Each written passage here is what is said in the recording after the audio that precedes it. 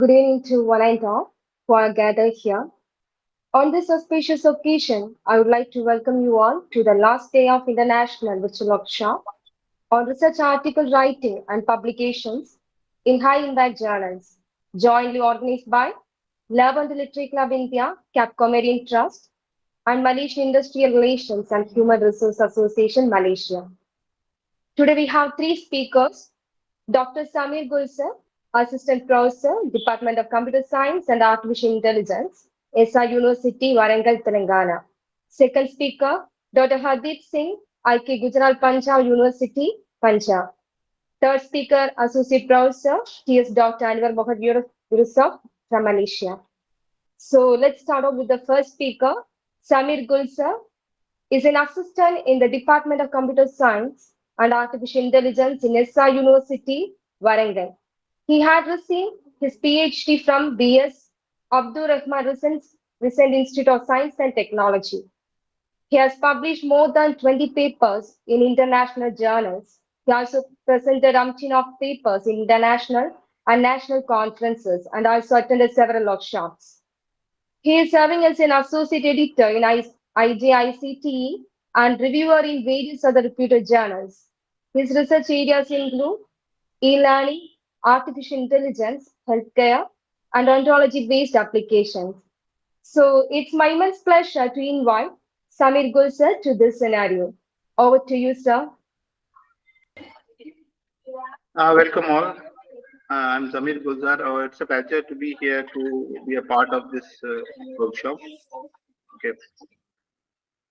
It's one of the most important topic nowadays. People are talking about every scholar, every faculty nowadays are involved in publication. Anyway, scholar want a degree, and without publications, no other institute will allow him to get the degree, doctor's degree. And the faculties are involved in the publication because they want increments, they want their resume to be upgraded, and overall the institute want a ranking, okay, where publication plays a very important role. Okay. But I have seen personal experiences like the publication in a domain, like it differs, it varies. Like it's very difficult to get the journals from like English, literature, and subjects like that. Okay, but it's there are so many journals and the publishers which are available with, like computer science, management. Also, it will be difficult to find journals, and people who want to go with the ABDC journals, they'll find it difficult to crack those journals and how we publish papers about it. Okay, let me come to the point directly that I think most of the audience will be here scholars or the people who want their papers to be published, their work to be published. Uh, a personal experience I'll be sharing, like direct personal experience, because I have been associated with journals also, like Springer, Elsevier, Wiley, and IJ Global, Inter Science. I have worked with so many publishers also, IEEE journals also, and whether the journals are both Scopus as well as Web of Science Index. Okay. Uh, being editor also, I have completed some of the issues also, where I was directly involved by checking the this quality of the paper, so that I'll pass through them for the review process. Okay. So being an editor, being a scholar, being a faculty, I share a live experience with it. Okay. So if you want a publication in a very good journal, okay, first of all, definitely you need to get some problem statements. Okay, the problem statement should be like a new problem. Okay, how will you get the problem statement? There are scholars. I'll mostly talk for the scholars. Okay, because they're having a lot of time to search through the web, to search through the net, and to get some material from there, to get some papers from there. Okay, and they ended up searching like 100 200 papers, because every time whenever they are feeling that this paper is new, they are getting some new idea. And second day they are going to download some new papers. Again, they are getting some new idea.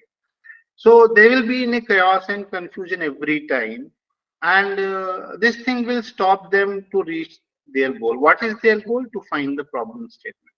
Why? Because problem statement will be a very minute thing here. Okay, you have to work for a small problem. Why?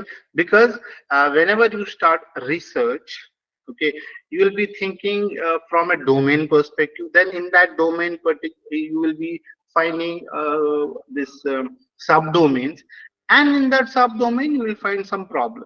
Okay, so you are going through a spiral circle where you will reach to a point to find a problem.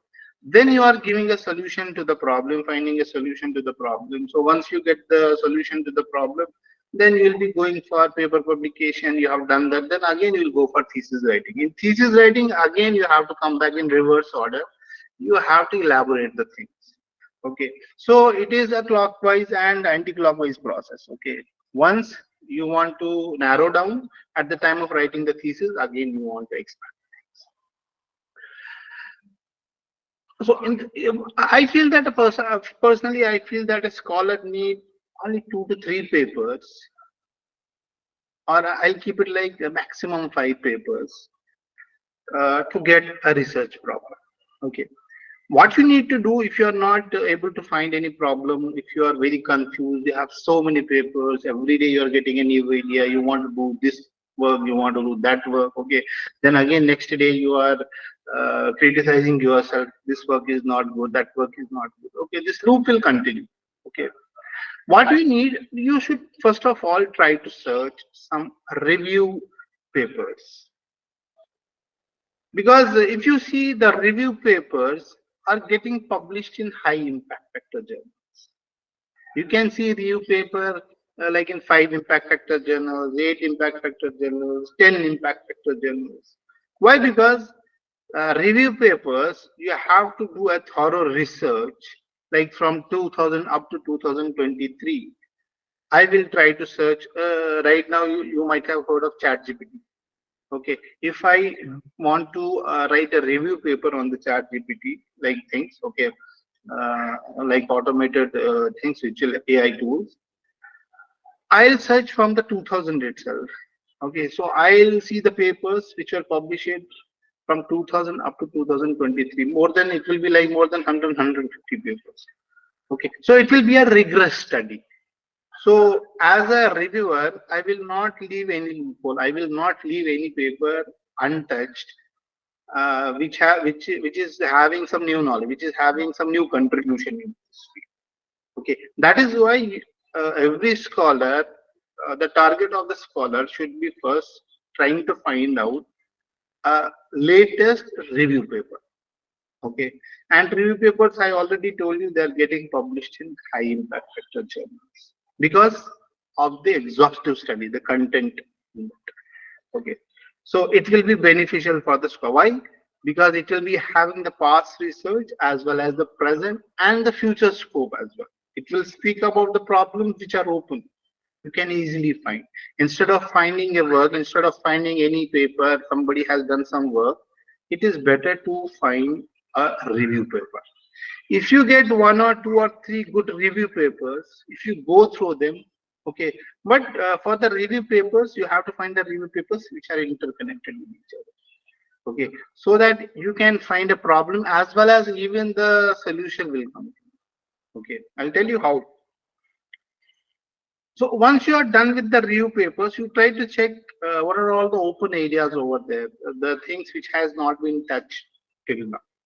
Okay, you will get a lot of problems there because it's open. It is an exhaustive study where it has been shown what has been done and what is yet to be done. Okay, so your problem is solved. So you are having an open area. You are finding some interesting problems. Okay, these are the problems you are interested in. Okay, your job is done. Now, next job is to find the related work which has been published with respect to that problem. Now you can find the journal papers. Now you can find the published work. Okay. Normally, what you people are doing, you are searching the published work first. Okay. So you forgot about the review papers. Yeah.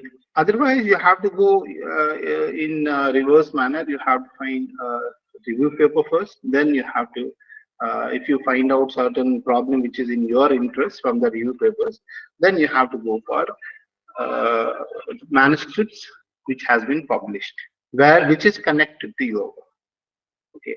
Now, if you find some 5 to 10 papers which are related, okay, you can relate your problem with those. For example, in some paper there will be some architecture given, in some paper some algorithm will be given, in some paper some methodology will be given.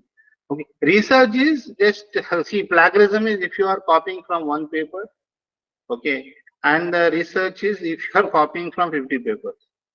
Okay, that is the research. Okay, because you are doing a rework which people have already done, you are trying to find the loopholes. Okay, I'll give one example. If I have published a work where I have given some methodology, you can also use the same methodology with some little bit of innovation there. If in my methodology I have given some steps like 5 steps, you can convert that into a better methodology. If you are having an idea, if it is related to your problem, you can use the same methodology, but you can have your steps also. Now it is your work also. Okay, you can cite my work as well as you can add up your work also. You can show now this is my work. Oh, it's not necessary that you will go and find a new solution. Solution can lie within the thing that it has already been published. I can also use that, but in my style, in my way. If I have given one architecture, I have used algorithm ABC. I can use the same architecture. I can use some other algorithm. XYZ. It will be very easy for me to get the results from the ABC algorithm and to get the results from my algorithm XYZ. And it will be a comparative study also at the end. So you'll be getting, you are killing two birds with one stone. You are using somebody's architecture also, but you are using your own algorithm there. Okay, and the results which you are getting with your algorithm, at the end you can come, you can publish that work, you can compare with the previous work also. Okay, this is how you can reach to your problem statements. Okay, now coming to the publication part. Okay, because that's the main motto of this workshop. How to target a journal.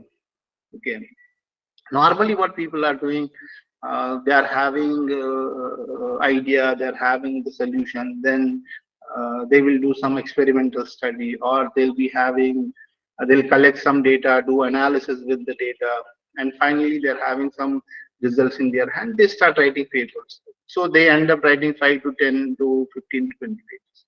Okay, but in the meantime they forgot to choose the journal, that which journal they will target. Okay, because every journal will be having there are journals which are having some common things. Okay, which every journal will see, which every editor will see, those common things in your paper. Okay, it is better if you are having everything in your hand, if you are having material, if you are having problem, the solution, as well as if your study is experimental study, and if you are having experiments, clinical trials with you, or some data analysis results also, okay, or some methodology also, if it is with you, if it is in your hand, what you can do better is to search a journal. Okay, for example, if you are from like manage, if you are a management student, so management will mostly probably ABDC journal. So try to target the ABDC journals. Try to find out the journals, okay, which are having good reputation, which are having good H index. Okay, H index you can see in SGR site also. Okay, see, journals will be having the categories. There are journals which will be in the Scopus database, and there are journals which will be in the Web of Science database. Scopus is nothing. Elsewhere is a publisher. Okay, they'll maintain. I'll tell you in simple terminology what Scopus, what Web of Science, and all this. Scopus is a database. Okay, so Elsewhere is maintaining the Scopus database. What they will do, there are journals who will keep their abstract in their databases. Okay, so it means those databases should be at par with the conditions of the Elsewhere. That if Elsewhere give this journal, okay, your standard is okay, we will give you the status. It's like a status, a Scopus status. Okay, so that people can call you that you are a Scopus journal. Okay, and at the end, whatever papers are published in that particular journal, their abstract will be sent to the Elsevier database. That is what we call the Scopus database. Okay, so that you can tell everyone that my journal is in Scopus, it is indexed in Scopus.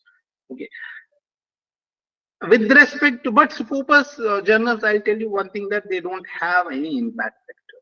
Okay, Scopus journals normally do not have any impact factor. Okay, now if any of you want to publish your paper and you want to say that I want any impact factor paper, I want impact factor 1, 2, 5, 10, I want to publish my paper in an impact factor journal. Okay, for that you have to choose Web of Science. Okay, so Web of Science, you can see here at the end, the last one, the last line here. Okay, Web of Science has came with one indexing, that is ESCI. That's called Expanded Science Citation Index. Okay, it is at par with the Scopus. It is at par with the Scopus. Web of Science journals are those journals who are having a strict peer review. Okay, so it's like I'm a company. I'll check what whether this journal will go through peer review once or twice. So I'll mention them. Okay, now I'll give you one category of indexing, that is ESCI indexing. Okay, at the end, it is nothing but your abstract will be kept in their databases. If it is a Scopus database or if it is a Web of Science database. In order to counter the Scopus, okay, in order to give Scopus like this ranking, Web of Science came up with the ESCI, that Expanded Index Science Citation Index. Okay, so it is at par with the Scopus. Okay, in order to break the monopoly of the Scopus.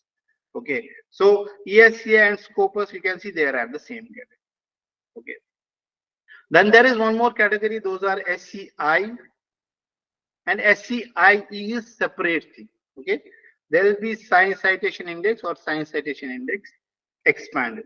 You will see these kind of journals, the journals which are having this indexing, Science Citation Index, they are having impact factors. And there are journals, and mostly you will see the journals from bio, mathematics, and from the computer science background, they will be having SCI and SCIE. The journals which are related to English, social science, and other things, they'll be given SSCI, Social Science Citation Index. Okay, so it is at par with SCI. So both the journals which are having SCI, E as well as SSCI, they are having the impact factor. Okay, no Scopus journal is having an impact factor. Okay, you should remember that thing. If you want to publish your work in Scopus, it's okay, but don't expect the impact factor. Okay, and when we talk about the impact factor, you have to go with the Web of Science journal. A journal can be both Scopus as well as Web of Science also. Okay, and a journal can be only Web of Science also. It won't be in Scopus. Okay, for example, I want to do registration in Scopus. They'll check my standard, whether I am following certain rules or not. Okay, I want my journal to be in Web of Science. They'll check my standard. What kind? It's like that ISI mark. Okay, which is given to a company. Okay, if I want my journal to be indexed in this, so I will apply for Web of Science indexing. They will check the criteria, whatever they are having. Okay, so it is up to me. If I'm running a journal, my journal should be sent to Scopus registration or Web of Science registration. It's like a registration. There are two companies who is giving registration, but Web of Science registration is more worthy than the Scopus. Okay, why? Because they are having impact factors. So ESCI don't have impact factor. Okay, ESCI is equivalent to like Scopus. Okay, they are at par. So I hope this thing is clear to you. Okay, next thing is that how to target a journal.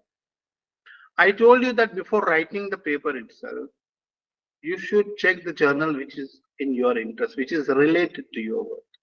Okay, why I'm saying all this, you should check the journal first. For example, you have chosen any journal ABC. Okay, try to download 3-4 papers from there which are next or related to your work also. Okay, because it is better if you submit your paper, if you publish your work in the particular in your domain. For example, there are people uh, who are publishing computer science journals in material science, computer science papers in material science. Okay, and there are people who are submitting. I'll say, see, environmental science paper should be sent to environmental science journal. It has nothing to do with computer science journal or an English journal. Okay, we should avoid those kind of mistakes. Okay, because next time whenever you are going to apply somewhere for a job and all, people are nowadays, they are aware of these things, they'll check it. Okay, the journals are not matching with the domain itself, so they can criticize you that time itself. So it can be a negative point from job perspective. If people there in the interview panel, they are aware of these things. And nowadays you'll see even the authorship is on the sale also. Okay, you'll see there are people, see, from faculty fraternity only, they are publishing the papers, like from one part of India, one faculty will come, another part of India, another faculty, which is rather impossible. Okay, you can see, I have written a paper, then I'm sending it to my circle, to my friends and the colleagues. They'll say, okay, we will pay you, you can include our name also. You see, nowadays that thing is also going on. Okay, it is against the ethics. Okay. So coming to the publication part, once you have done your work, okay, what should you do? You should check the journal. Okay. Once you are aware of the journal, try to download some papers from that particular journal itself. Okay. So that it will give you an idea that how I should write the abstract and the introduction and all. Why? Because I'm telling you, there is a journal like Emerald Publication, you might be knowing. Emerald is a UK-based publisher. If you write for an Emerald journal, their abstract writing is totally different from the other journals. They will ask you to write the abstract in sections. In first section, you have to write a little bit of introduction part. In second section, you have to write about the objective. In another section, you have to write about the solution and the findings. Okay, you have to separately mention these headings for Emerald journal. Okay, if you go for other journal like Elsevier, Springer and other journal, they don't have this criteria. They'll check your abstract. Anyway, this should be the flow in every abstract. Okay, but Emerald is saying you have to purposely write these headings, and against these headings, you have to write the text. Okay. So once you have selected a journal, okay, you are okay with this ABG journals. Now I want to write for, I want to send my paper to this journal. Okay, first of all, you should do one thing. You should try to give a citation to that journal also. You should try to search some papers so that you can give a citation to that journal also. Because I have seen editors. Okay, I worked as an editor also. I have seen so many editors. They have directly confessed that we are getting, please, our first criteria to send a paper for the review is that whether he has cited our papers.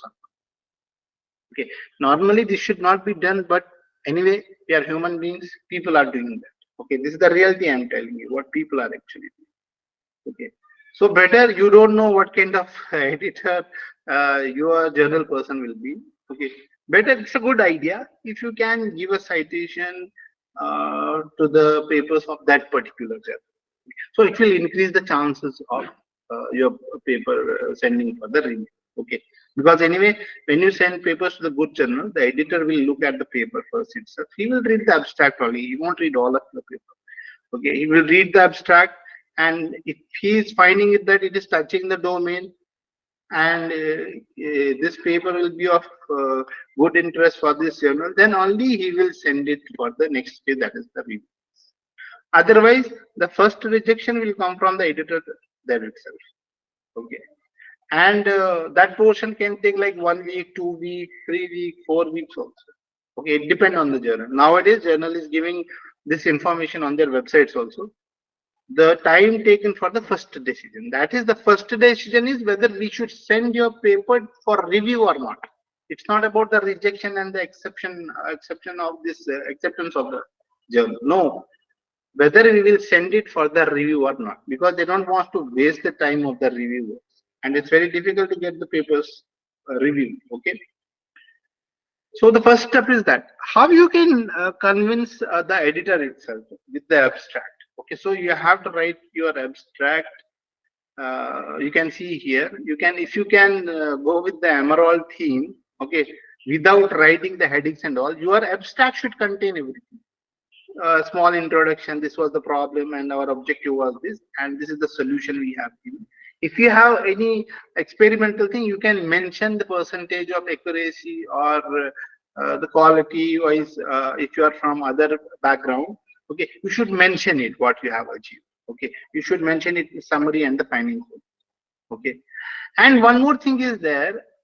The abstract should touch the title of the journals. Okay, there are some publishers, like I'll tell you, like Indus Science publisher. Okay, he's also one of the publishers, and other publishers also. They'll check that whether the abstract is touching the domain, the theme of the journal, as well as the title of the journal also. Okay, so you can write abstract in such a way. See, every journal will be giving the domains. Okay, particular domain area they will be given on the website. They will give on the website. Okay, it will be mentioned over there, and at the end it will be mentioned that this is not the end of the list. You can also target some particular, but I know that the journal will specifically see those kinds of domains first. Okay, then they will go for that. So first of all, you should check the domain while writing the paper itself. You should check whether this journal is okay for me. Okay, then you should check the domains whether it is of my domain or not. Okay, because immediately your paper will be rejecting by saying that it doesn't relate to the domain. Okay, even if the abstract is good or good also. Okay. If it is not touching the domain, okay, journal people, good journals, they won't accept all these papers. They won't even send it for the reviews. Okay, then you should give. I already told you now. If you are okay with the journal, you try to give a citation to one or two papers of that particular journal. If those papers are related, try to search some of the papers which is related to your work and try to give a citation to that. Okay. In this way, you can try to write the abstract. Okay, main target is abstract. Okay, and as a scholar will mostly read the conclusion. Okay, if you see a paper, for example, if you are not getting in the beginning, I told you you should get a good review paper. If you are not getting any good review paper, okay, try to search the papers who are having open future problems. Okay, that will be, I think, will be given in the latest papers. Okay, if somebody has done some work, they'll be writing the future work will be like this. You can get an idea from, okay, from their future work also, what can be done. Okay, it is the case when you are not getting good review paper, I'm saying. Okay, so you should always try to find the review paper. Okay, then after writing the paper, after going through the draft of the journal, you see, I told you if you download any paper from that particular version, try to see the draft in which manner the people has written papers, because that's very important. Okay, there are journals they want methodology separately. There are some journals they want the research questions also. Okay, to be written and the answer to those research questions. Okay, so you will get a clear idea once you download it from that particular journal. Okay, now if all the things are done, you can now directly target that particular journal. You have seen that journal is in your domain. You have seen some of the papers related to your domain. You have seen the theme is good. Okay, your title of the paper is good. You have seen whether it is Scopus or Web of Science. Okay, now you are ready to write the paper. Okay, so once you have written the paper, okay, now one more thing is there. Okay, that is the plagiarism issue. Once you have completed the paper, there will be an issue of plagiarism. Okay, you have to check now what is the percentage of plagiarism in your paper. Plagiarism is actually the similarity. Okay, if you have used certain words, but those words have already used by someone, okay, it will show you the similarity. This much similarity is there in your paper. Okay.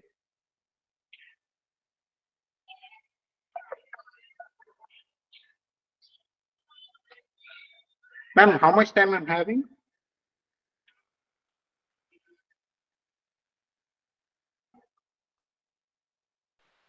Sir, till 7.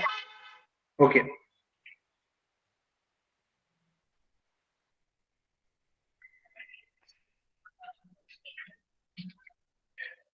Now there's an issue of plagiarism.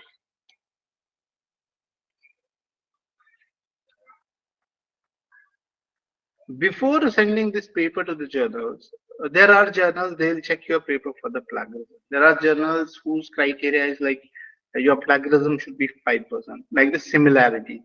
Similarity, I'll show you. Time permits me, I'll show you how similarity index looks like. Uh, there are some journals they'll go for 10%, some journals go for 15%, not more than that. Okay. Good journals they'll always try to check less than 10. And if you see the UGC criteria also, your paper should have a 10% plagiarism, less up to 10. That the similarity index should be maximum 10. Okay. Otherwise, you will be in trouble because UGC has set certain norms with respect to the plagiarism, which I think it's with me. I'll show you terminology there. Here I can show you. See, if you can see, these are the rules mentioned by the UGC, University Grants Commission. They are saying that the level 0 similarity means you don't have any plagiarism in your paper, in your thesis, if your similarity indexes, if your similarity matches 10%. So there won't be any penalty for it. Okay. If your similarity is from 10 to 40%, so the student will be warned and he will be asked to revise the script, and he will be given a 6 months time. So it is the job of the college or a university, okay, to inform the students, because anyway student don't have this plagiarism tool with him. So the whole thing lies with the scholar, this supervisor.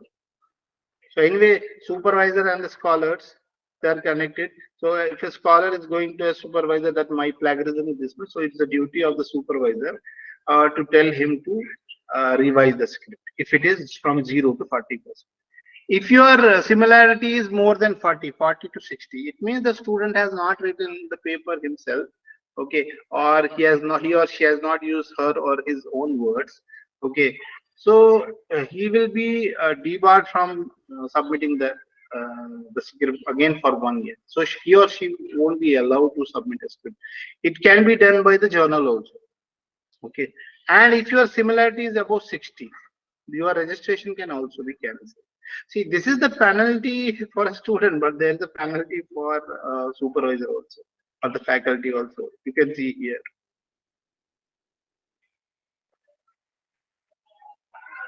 Level 0, I told you similarity, it is like minor similarities, no penalty. 1 second.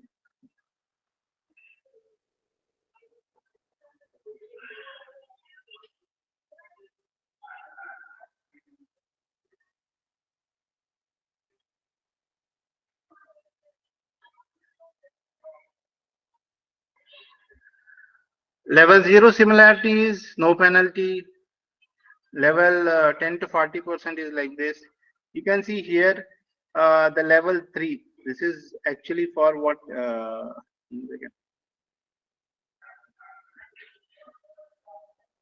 Similarity check for the exclusion.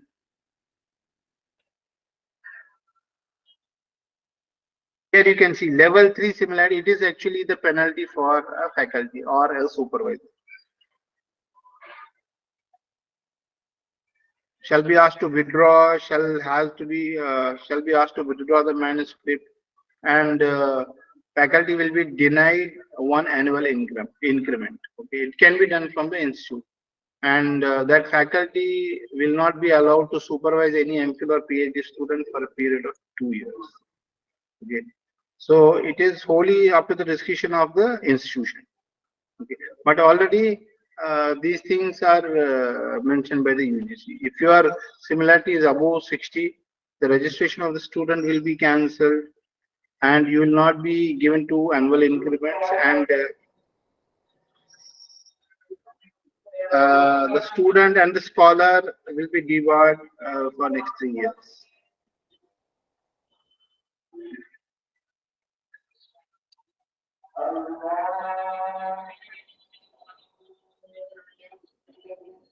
Can I have a pause for 2 minutes so that the call for the prayer is over? Okay.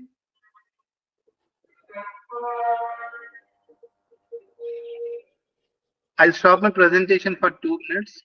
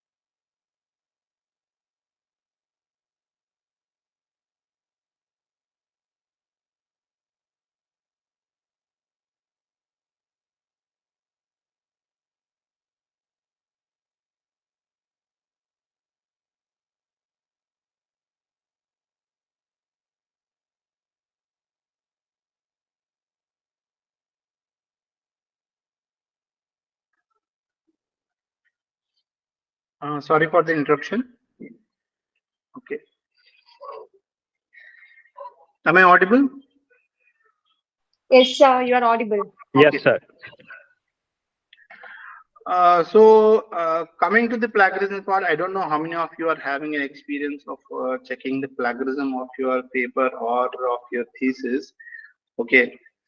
What are the things which can be excluded while checking the your manuscript? Okay, you have to be very careful while checking the manuscript. Normally, the Turnitin software will be used over here, and from the government agencies, in government universities, people are using Urkund also.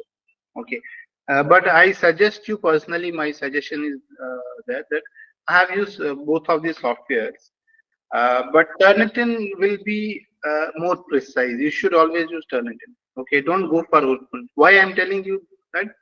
If you check a plagiarism for your thesis or for your paper with the Urkund, Urkund will won't check the plagiarism, like won't be that much strict.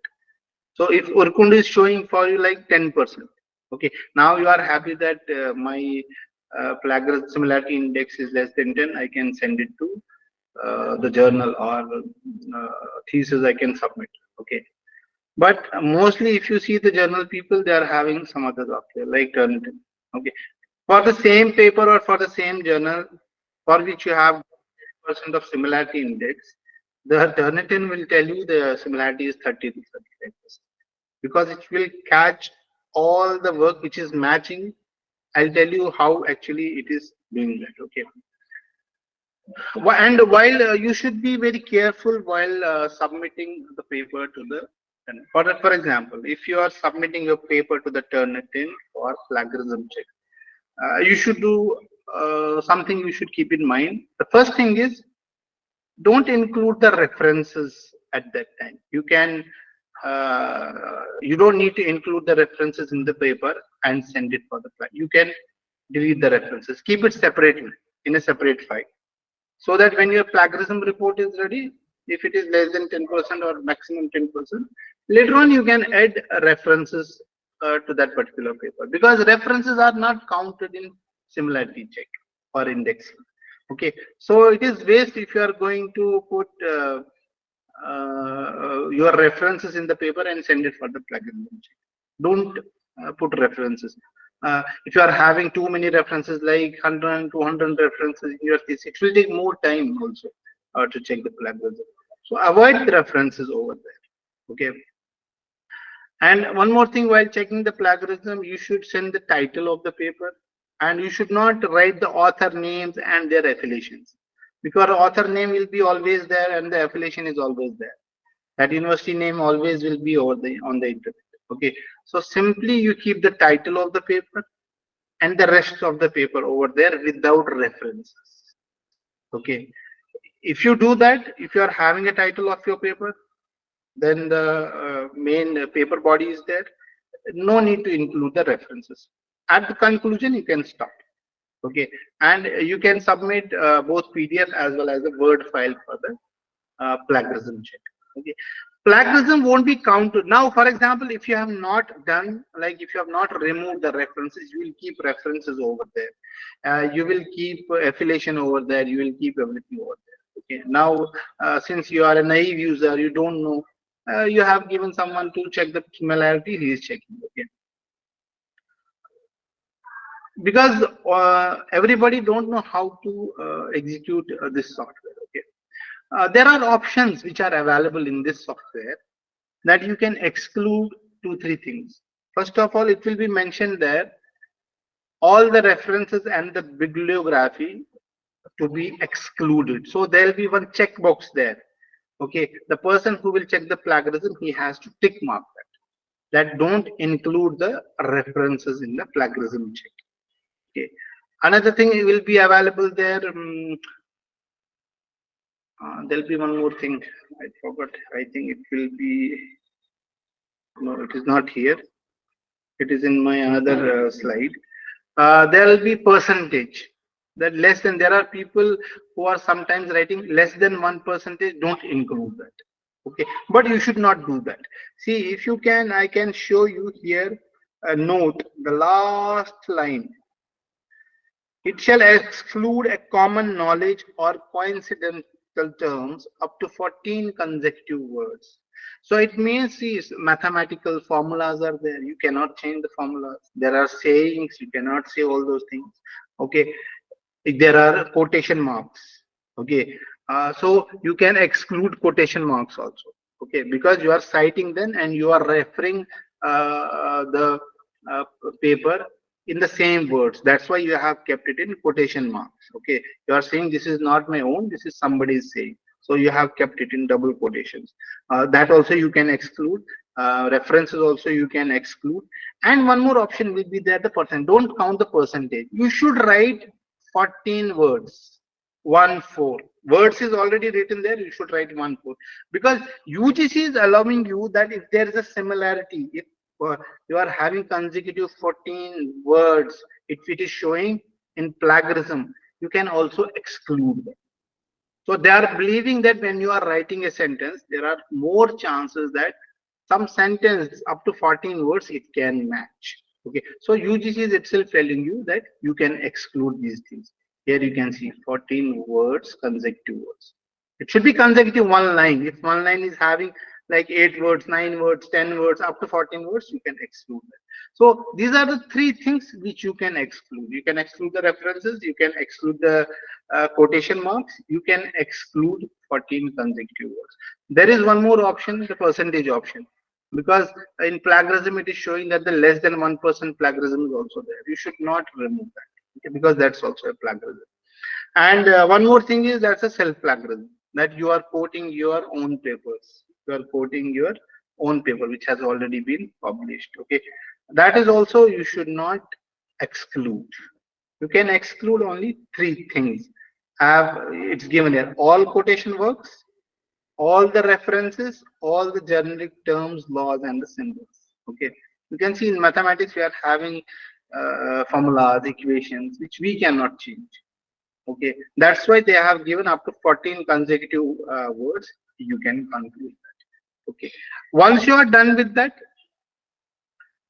then you can log into like for example, if your paper comes with the similarity index of less than 10, or sometimes if it is like 20%, what to do? Again, you should go to the report, and it will be highlighted in red symbol. The red symbol will be given there, and you should try to rewrite those sentences. Okay, you should try to rewrite those sentences. Normally I have seen, if you want to write anything, and if you are writing with your own sense, you are using your own vocabulary, there are less chances of getting the similarity. Okay, so this is how we should target a journal.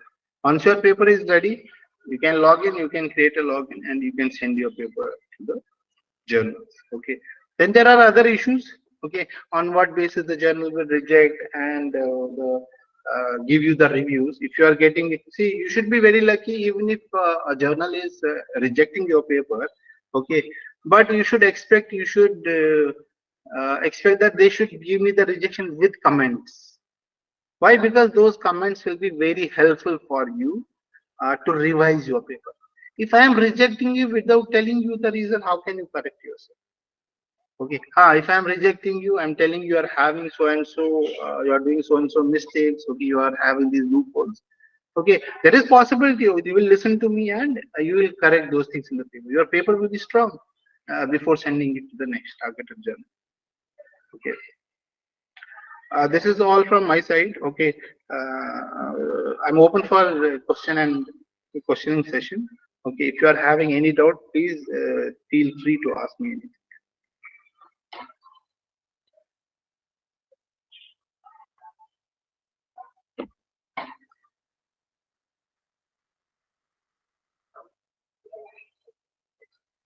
If anybody is having any question, okay, don't feel that this question should be an intelligent question. Okay, anything that comes to your mind, it's stuck in your mind, which is giving you trouble, you please ask.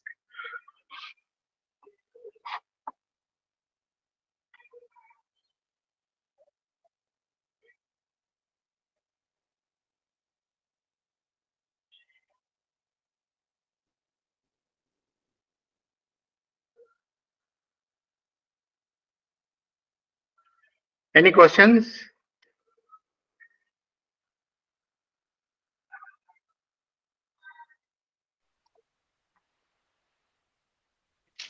Sir, sir, as you said, as per the UGC regulation, there should be zero plagiarism. So my question is, if we are quoting someone's quote or we are taking someone's writing, and we cited like I am taking this quote from this author, is this one is considered as plagiarism?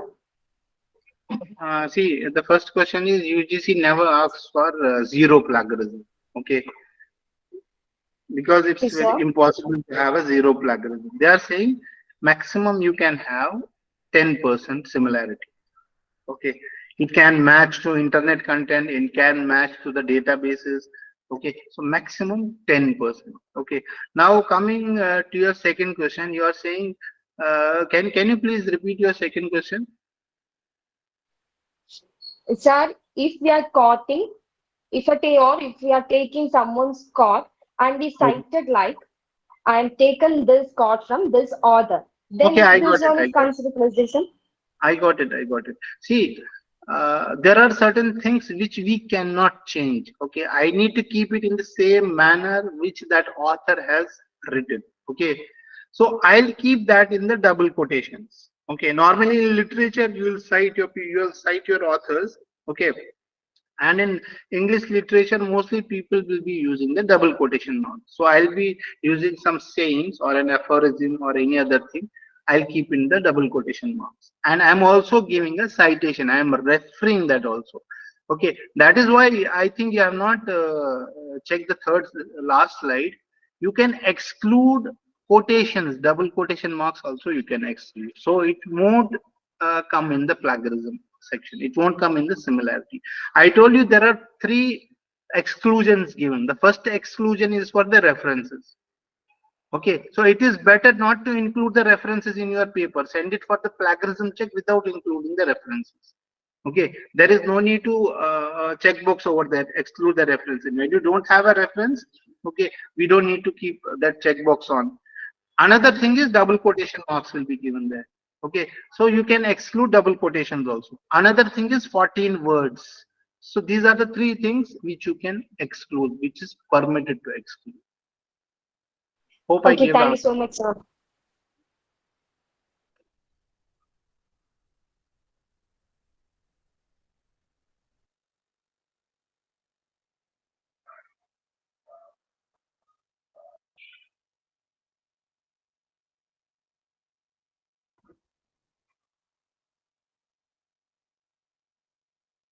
Any other question?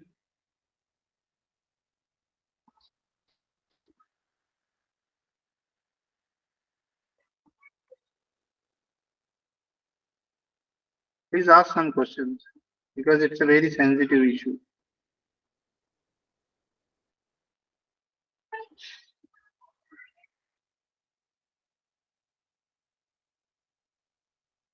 I'll show you how plagiarism look like. Wait, I'll try to share a presentation.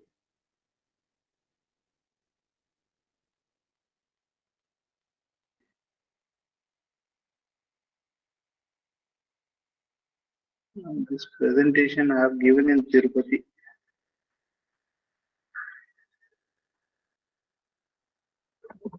So that you can have a look at what how plagiarism look like. One second.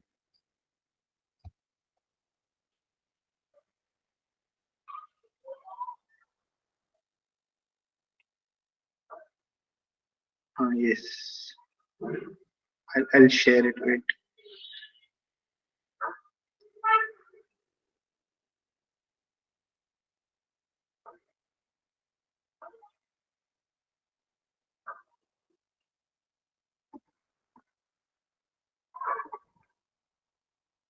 Can you see the screen? Yes. See, this is the Turnitin. This is the Turnitin login. Okay. So I'll be direct. This is how these are some of the papers which has been checked for the plagiarism. Actually, it is set like 20% you should give a green signal. That is why you can see here it is a green color will be here. If you are having more 40, it will be orange, then yellow, then if it is more than 80, 70, it will be red. Okay, I'll show you. These are the four things where your paper will be searched, where your thesis will be searched. It will search the internet. It will search the student papers. Student papers which has been submitted to Turnitin itself. Turnitin is also having a database. So there also it will be searched. The third search will be done with the journals and the publications. Okay. And there is the fourth I group is there. Okay.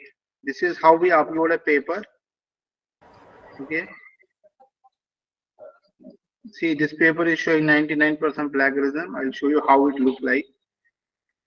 It will highlight the things which is similar to the things which are available online. You can see on the right hand side it is given that the 99%. You can see, and it is also given where it is matching. Okay, their source is also given here.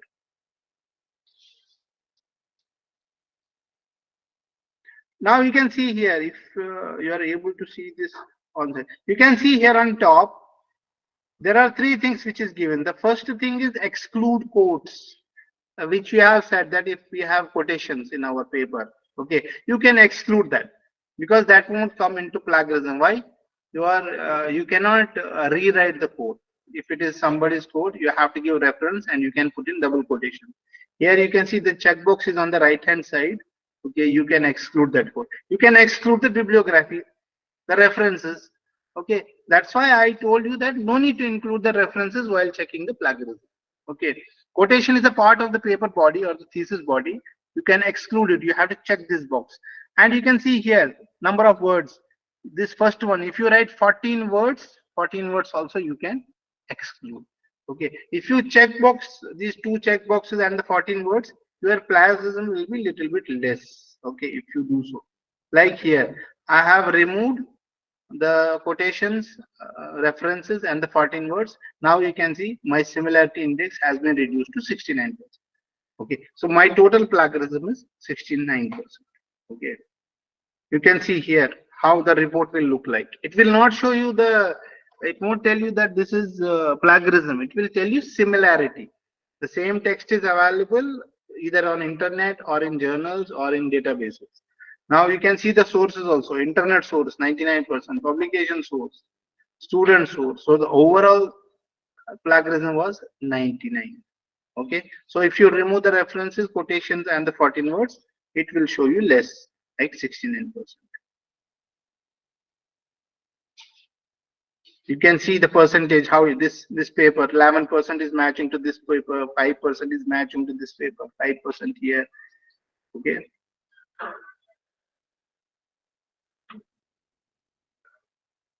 and the text will be highlighted here. You can have a grammatical check also. See, you can see this paper is having 8% plagiarism, and it is telling you that the first thing is red. It means the red match is more, like 4%, and the overall is 8 total. You can see less than 1%. There are some people who are excluding this 1% also, less than 1, but we should not do that, because we have been given only 3 choices: bibliography, this quotations, and 14 words.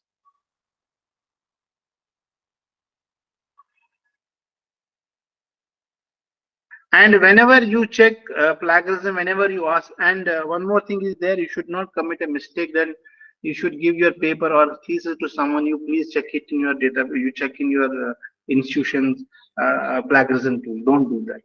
Okay. Now, if you don't have any choice, you please tell that person to see this option, because there are so many people. 90% people don't know this option.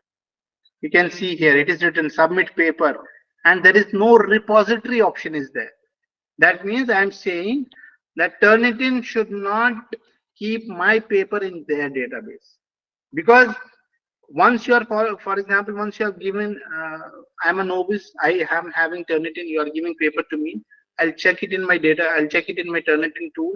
It will be stored in my Turnitin database first. Okay, and next time if I am checking second time your paper, it will be matched with the database itself first. So there it will show the 100% similarity. Okay, so that it will be very difficult to remove. Why? As already this has been a case with one of my friend. I checked her thesis. His thesis was okay. I asked him to check in the library in the department next day, but he was very eager to check the plagiarism. He sent it to his friend in the Gujarat. Okay, and that person, he has checked from their tool. That's a government university, and it is showing just 10% plagiarism. So he was very happy. He sent me the screenshot. I thought he has checked in our own university or in library, or university library. Next day, he is sending me that I'm having 40% plagiarism. I told him yesterday you sent me that 10% plagiarism check. What happened? So I got a doubt. I said, where you have checked that plagiarism? He said, I checked with my friend. What happened that his friend don't know this option. So his thesis was stored in the Gujarat University. Some university was there. Okay, I don't know the name of the university.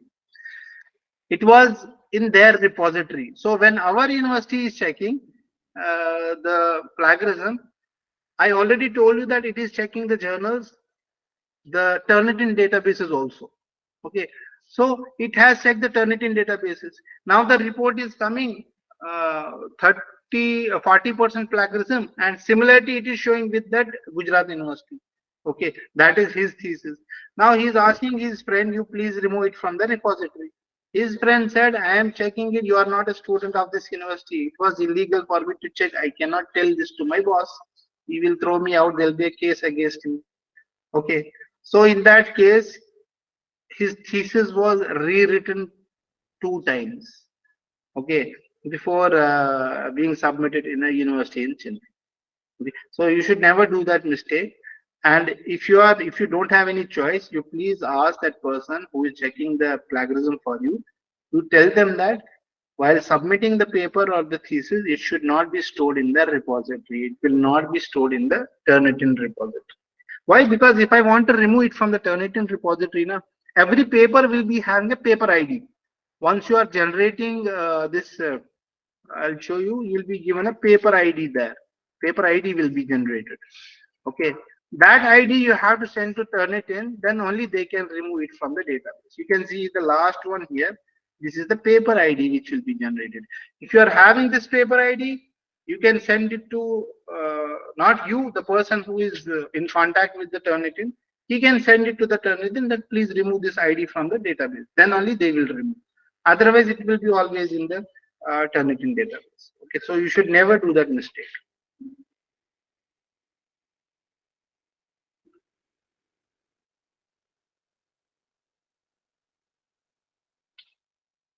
Any other question? Any confusion? Sir, would you please share your PPT with us? Yeah, sure. I'll give it to the organizers. No issues. Thank you so much. Sir, could you suggest some plagiarism websites where we can check our plagiarism? Plagiarism. There is no. See, you should not believe the online. They will always show you 0%. Okay. So better, because if you again check it with the online tools, it will be stored in their repository. What you have told, repository. There is an SEO tool is there. Okay. But you should avoid it. You should SEO tool I can suggest where you can check plagiarism as well as the grammar also. SEO. Okay. But again, I'm telling you, SEO tool. Okay. But again, you should check it with the authentic person only. There are institutions, there are people in private also. They'll be charging you some amount. Okay. They can check the plagiarism, but you should tell them it should not be stored in the repository. Okay, okay. Because the journal will be also checking. Yes. Thank you.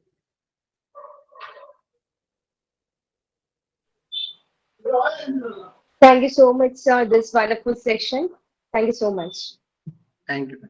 So now I invite Kavya Chandran to introduce the next speaker. Over to you, Kavya. Thank you, Afia. Now we move on to the second speaker, Dr. Hardeep Singh, senior academician, researcher, author, orator, mentor, motivational speaker, and life coach. Having 20 years of experience in various international bodies, he has been honored as a patron member by World Academic Industry Research Collaboration Organization. His profile has been published in World Book of Researchers 2018 at Oxford, United Kingdom. He has attended umpteen of international and national conferences. Along with that, he got lots of awards. He has published a lot of articles in well-reputed journals. It's my immense pleasure to invite Dr. Hardeep Singh to the scenario. Over to you, sir.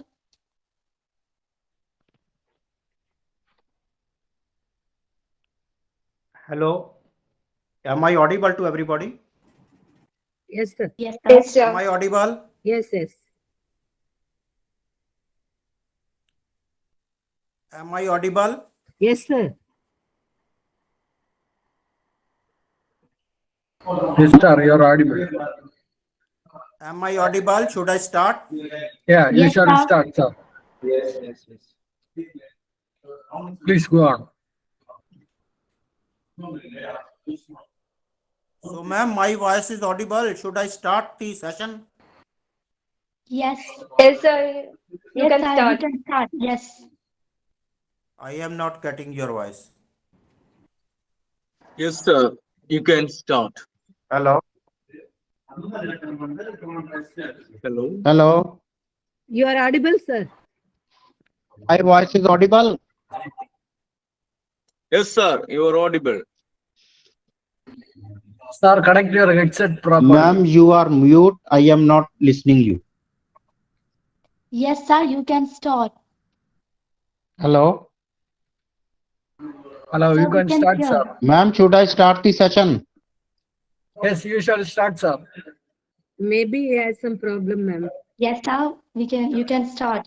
We can hear.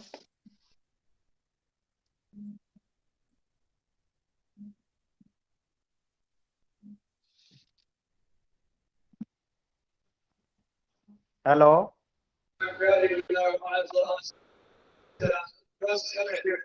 Yes, sir. You can Gino, start. am I audible for you?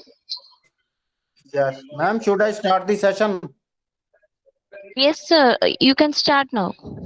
Okay, right. Thank you.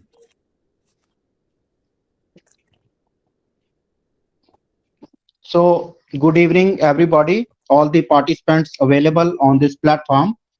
First of all, I would like to thank the organizers of this 3 days international workshop on research article writing and publication in high impact journal. So I am Dr. Hardeep Singh.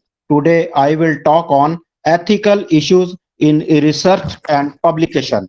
Very much important, you can say important point, important area that should be taken care while doing your research, while publishing it. So the lastly, the previous speaker has, I was listening to him and he was talking very decently and he has covered a lot of areas according to the ethics also. First of all, ethics are the norms of conduct that distinguish between acceptable and unacceptable behavior, that tell us what is right and what is wrong, what should be done and what should not be done. Ethics are the principles and guidelines that help us to uphold the things that we value. Then, what are research ethics? Research ethics involve the application of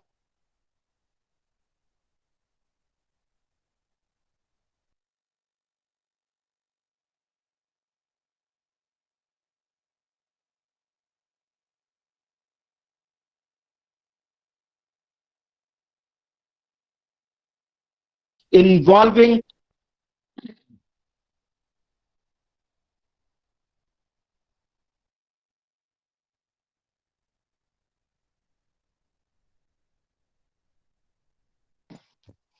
sorry for the interruption. Research ethics involve the application of fundamental ethical principles to a variety of topics involving scientific research. As ethics tell us do's and don'ts, similarly, research ethics are that tell us what should be done in the research and publication and what not to be done. Research ethics educates and monitors a scientist or researcher conducting a research to ensure a high ethical standards. Coming to the importance of research ethics or why research ethics are required, respect and cause no harm to the participants. Research ethics is a sign of respect to the other researchers. It is a professional requirement in this research field. It is a requirement to obtain funding. Likewise, you may be knowing that there are a lot of agencies that give fundings to the research projects. First of all, we have to send the research proposal, the peer review team, the experts that check the proposal, and according to the ethics and according to the work done in the research proposal or mentioned in the research proposal, according to that, the funding is given. There are a lot of agencies like UGC, University Grants Commission, AICTE, and many other government agencies are there who are giving fundings to the research projects. For that, your research proposal, your abstract, the synopsis, that should be, you can say, following the research ethics. It is a requirement to obtain the funding, and if you have not followed the research ethics and your research is unethical and failing to conduct research ethically, results in research or researcher being dismissed or rejected by the researcher community. Then what are the basic principles of search ethics? Honesty. We all know that honesty is the best policy, and by being honest, by being honest in research ethics, in the research, we will be able to do a valuable research, a good research, and ethical research. Then second is objectivity, then integrity. Integrity is again the same thing, that being honest when nobody is seeing, nobody is watching us, that what we are doing, what we are not doing, how we are doing, all that comes under integrity. And when we are doing research, we have to be integrity. Then carefulness. While doing a research, carefulness again comes under research ethics. Openness. There should be transparency in our search. Nothing should be hidden. Then respect for intellectual property, confidentiality, respect for colleagues, non-discrimination, and social responsibility. While doing a researcher should take care of the nature and about the society. Nothing should be harmed, nothing should be damaged while doing the research. This all comes under the research ethics. And one thing more I would like to tell, that should be take care while doing the research, that is, create your own magic, create your own ideas. Nothing should be copied. Lastly, the speaker was talking about plagiarism. So there should be no plagiarism, and you should create your own idea, own magic, and your research will become ethical, and nothing should be copied or duplicated. These are the research ethics. And what are the important areas in research ethics? Authorship.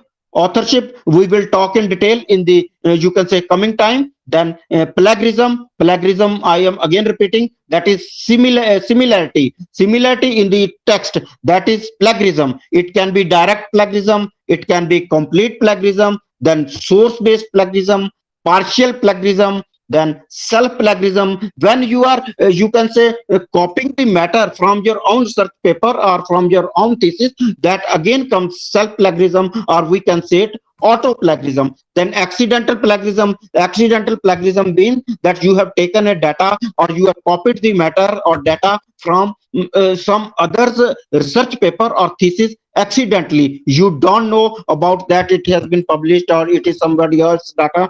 So that is accidental plagiarism. And you can say inaccurate authorship.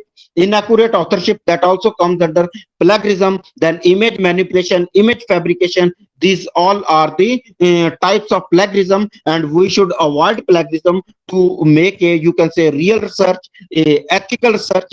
Then important areas in research ethics are peer review. Peer review is when you submit the thesis, submit the research paper, or submit the research proposal. There is a team of experts who reviews the research, who reviews your research thesis, that whether the research is done in a real way, it is done ethically, everything is taken care of. Then that team decides that whether this research proposal should be given the grant, or the expert review team of the journals that decides whether this research paper should be published or not published, or it should be revised. If there is less plagiarism, then the journal advises the author to revise it and resubmit it. After that, again, the plagiarism is checked. When it becomes okay, less than 10%, then that research paper is published. Similarly, in the case of thesis, when the thesis is submitted, the peer review team experts, they check the, you can say, thesis, review the thesis, look into every matter about plagiarism, authorship, everything. And after that, when it is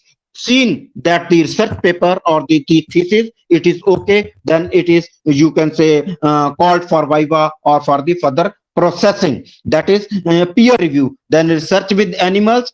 In life sciences, we have to do research on the animals. So we should not show cruelty with the animals while doing the research. This is again another part of ethics, research ethics. Then research with human subjects and research misconduct is again an important area in research ethics. Lastly, I was talking about authorship. What is authorship? Authorship is the process of deciding about on who names a research paper belongs. The person who writes the research paper, he is an author. Second person, he is co-author. So research evolves from collaboration and assistance between experts and colleagues. So there can be one author, two author, three author, multi authors in a research paper, according to who have done work on the research project on the research paper. Authorship is reserved for the persons who receive primary credit and hold primary responsibility for a published work. It decides which colleagues should be listed as authors and which should be listed as co-authors. So I was talking about that in research ethics about the authorship. Author should be real author. That person should be author who has done real work and whose real idea is that on working on that research project or research paper. Then there are some unethical ways also in which authorship shows that the paper is unethical. The author, like guest authors are there, it is called guest authorship. The author hasn't contributed to the research or writing by his or her credential can increase the credibility of the published work. Guest authorship happens when influential individuals lend their name to a study to boost its credibility. He hasn't done the work, he hasn't done the research work, he hasn't written that paper, he hasn't, you can say, done any work on that paper, but his authorship has been added as a guest to just to lend the credibility. However, these people weren't involved in the actual research. The most common unethical practice to induce the name of PhD advisor who hasn't done. There are many PhD advisors or PhD supervisors who do not do work, only that you can say research scholar. He does the work with the help of the co-supervisor, and PhD supervisor has done nothing. And if he has done nothing to include his name in the research paper, that is also unethical. And then in some, you can say, organizations, there are head of the institution, head of the department, they are all, their name is also added in the research paper as a guest authorship. That is unethical. Then coming gift authorship. The author may have an association with the research or the manuscript. In this practice, an author is added to a paper when they have not actually made a contribution to the work, perhaps to reward a collaborator, return a favor, or some other gain. That is gift authorship. The most unethical practice is to induce the name of the head of the department, name of the director, or some other, you can say, senior personality, senior faculty, to show him respect. That is gift authorship, that we are giving a gift to that person, that I am adding your name in the research paper, but that is unethical. Then coming ghost authorship. Ghost authorship occurs when someone that participated actively in the research is not disclosed in the author's byline or acknowledgement section. This person can be a research unrelated professional that helped the main author to draft and edit the manuscript. So ghost author is that author who has really worked on the research work, but his name has not been mentioned anywhere in the research paper. What occurs? That one person writes a paper, does the research, write a research paper for the other. He takes money from that person, and the person who has given the money, the paper publishes by his name. He becomes the real author, but that person remains as a ghost, and he is not given credit, or he is not willing for credit. He has taken money. That is ghost authorship. If proved, it also becomes unethical. Then we have talked about plagiarism, direct plagiarism, complete plagiarism, partial plagiarism, auto plagiarism, partial plagiarism, accidental plagiarism, lot of plagiarism we have talked about. So to avoid plagiarism, use quoting when using word-to-word text from any source. Use quotation marks from the extract and cite the source. Citation is very much important. For longer extracts, some style guides are recommended using block quotes.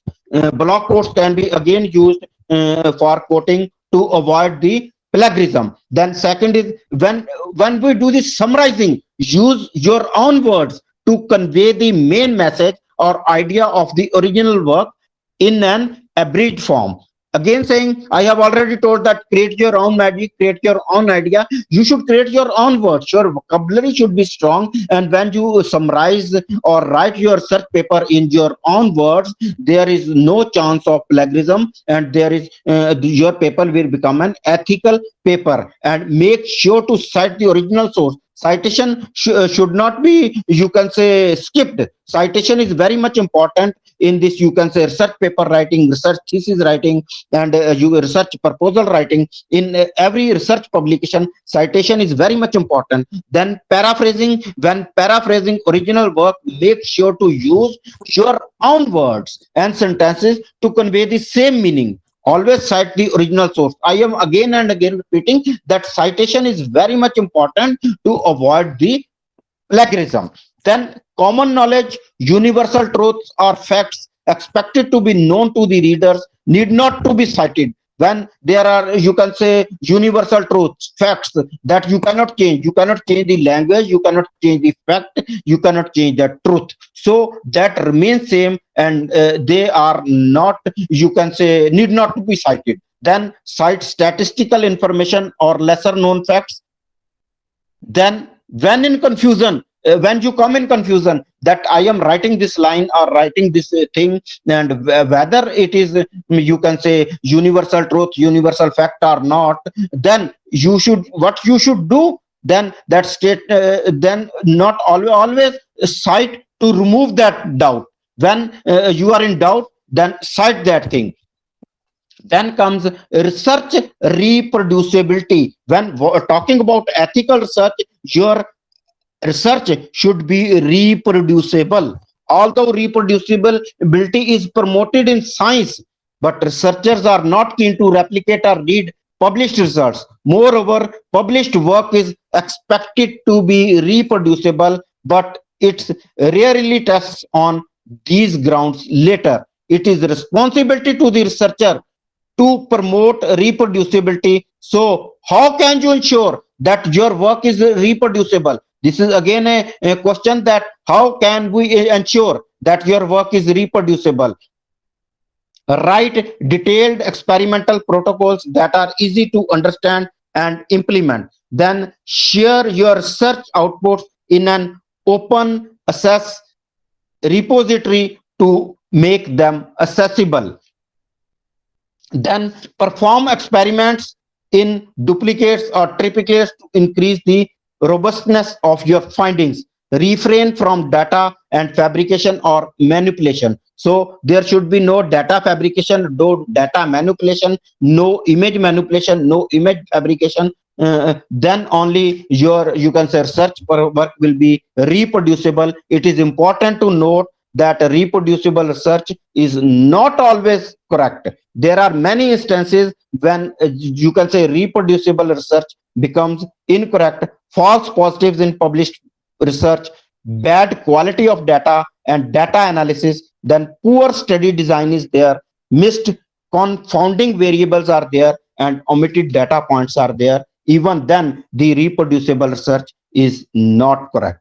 Then coming to the point that avoiding the unethical publishing practices. How to avoid these unethical publishing practices? Do not submit the same paper to the different journals. Likewise, you have submitted the paper to a journal and its review is pending, and then you again submit that paper to other journal. No, this mistake should not be done. You submit your paper to a single journal, wait for the, you can say, review report of that journal, and after that processing, you can go further. Do not, you can say, submit the same research paper to the other journal. Maintain transparency during submission and peer review process on previously published work. Then check with the publisher about translating and publishing the work done. Disclose already published or translated versions of the submitted manuscript, and avoid dividing your study into multiple publications. Same thing, that you should not submit your research paper to, you can say, different journals at the same time. In this on the same point, that you cannot submit your search paper to the different conferences, or we can say you cannot even submit your published one paper you have published in one journal, you cannot submit that paper again in the other journal to be published to count two publications. No, your paper can be published in one journal and it will counted as one publication only. Then today I am talking about ethical issues in research and publication. Do you know which research is valuable? Only that research is valuable, that research is worthy, that research is, you can say, good, ethical, which research gives a solution to the existing problem in the society. Why do we do research, and what do we in research? We find a solution to a problem, and when we are finding we have given a solution to the existing problem of the society, that research is a good research, ethical research, valuable research. And secondly, if your research is not cited, nobody is referring it, the author, you can say, the persons, the people, the research scholars are not, you can say, reading it, even then there is a problem in your research. The research should be giving a solution to the problem. You know that research, this research done in the nation, this helps in economic growth and economic development of the country. So we should take care of the ethical issues that are to be taken care in the research as well as in publication. We should work with honesty. Concluding my talk, that we should create our own magic, own words, own ideas. We should not copy it from any other. We should take care of authorship, integrity, carefulness, transparency, and all the other ethical values that I have talked. So the main thing is to be taken care of plagiarism. The sir has already told that plagiarism can be checked. IT is very smart. Now you can say there is chat GPT has come, but these applications, you can say plagiarism checking applications,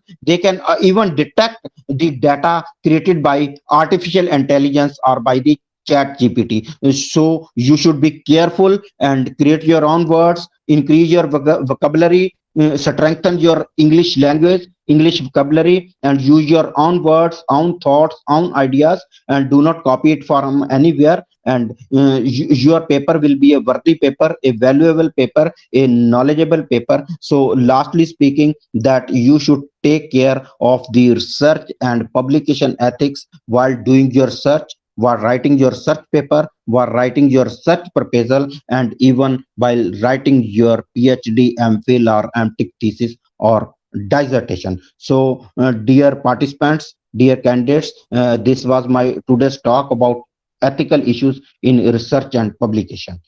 Thanks for inviting me to this platform, for interacting, and for giving my talk on this wonderful topic. Any question or any query you can ask to me.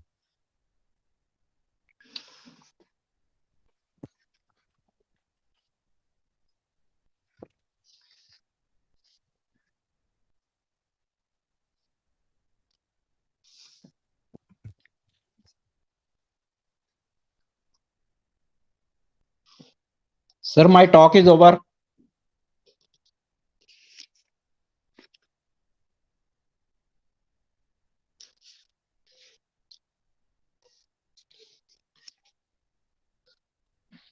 Thank you, sir, for this wonderful section. Now we move on to the last section of this conference. Associate Professor, now I invite Associate Professor T.S. Dr. Anwar Mohd Yusuf, Pusat Pengurusan Academic Pejabat Tibalan, Naib Chancellor, University Malaysia. He has presented lots of papers in international and national conferences. In 2016, he got accolades for conceptual framework on mobile cloud application, retails management for textile cyberpreneurs, and also got lots of awards in the following years. He published books and journals in highly indexed journals. I'm so glad to invite T.S. Dr. Anwar Mohd Yusuf to this scenario. Over to you, sir. Okay, good evening. Assalamualaikum. Bismillahirrahmanirrahim. Let me share the slide first. Everyone can hear my voice? Yes? Yes, sir. Okay, thank you. Let me share my slide.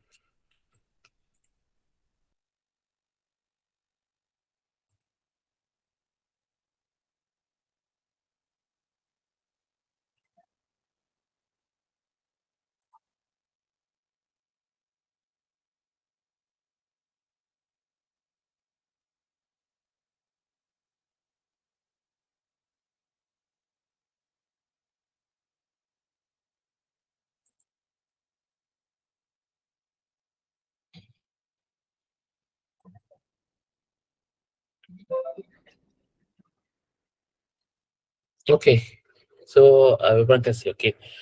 Uh, thank you for organizer for inviting me. First of all, I would like to just to um, maybe this session is about we need to have a two-way communication. If you have any question to ask, you can um, allow give me you can tell me and just interrupt me in the middle. Okay, actually for this, research article writing and publication in high impact journal conference and conference workshop. So for today, I would like to share a bit, about the writing in impact journal article, which is I think all the speaker already explain further.